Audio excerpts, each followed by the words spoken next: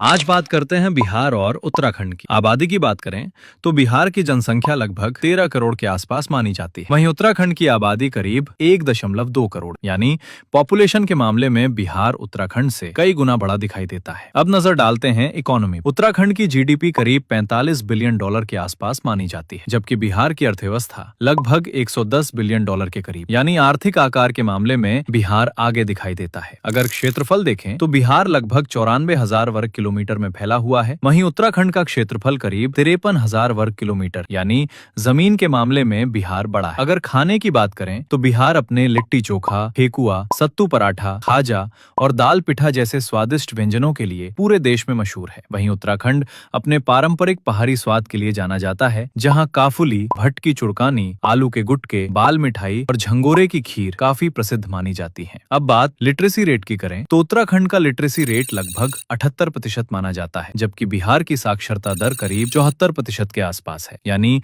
पढ़ाई लिखाई के मामले में उत्तराखंड आगे निकलता दिखाई देता है। लेकिन कहानी यहीं खत्म नहीं होती है। उत्तराखंड अपनी खूबसूरत पहाड़ियों, चार धाम यात्रा, प्राकृतिक सुंदरता और पर्यटन के लिए जाना जाता है। वहीं बिहार अपनी ऐतिहासिक विरासत, प्राचीन नालंदा विश्वविद्यालय जैसी पहचान के लिए मशहूर है। बिहार ने देश को कई बड़े नेता, अधिकारी और विद्वान दिए हैं। यहाँ से डॉक्टर राजेंद्र प्रसाद जैसे महान नेता निकले। वहीं चाणक्य और आर्यभट्ट जैसे विद्वानों ने पूरी दुनिया में भारत का नाम रोशन किया। दूसरी तरफ उत्तराखंड को देवभूमि कहा जाता है। उत्तराखंड ने कई बड़े नाम दिए। ऋषभ पंत, जो रुड़की से जुड़े भारतीय क्रिकेटर हैं, और जुबिन नौटियाल, देहरादून के मशहूर बॉलीवुड सिंगर, आज पूरे देश में अपनी अलग पहचान रखते हैं। अब आप बताइए, इन दोनों राज्यों में आपके हिसाब से कौन ज्यादा ताकतवर है?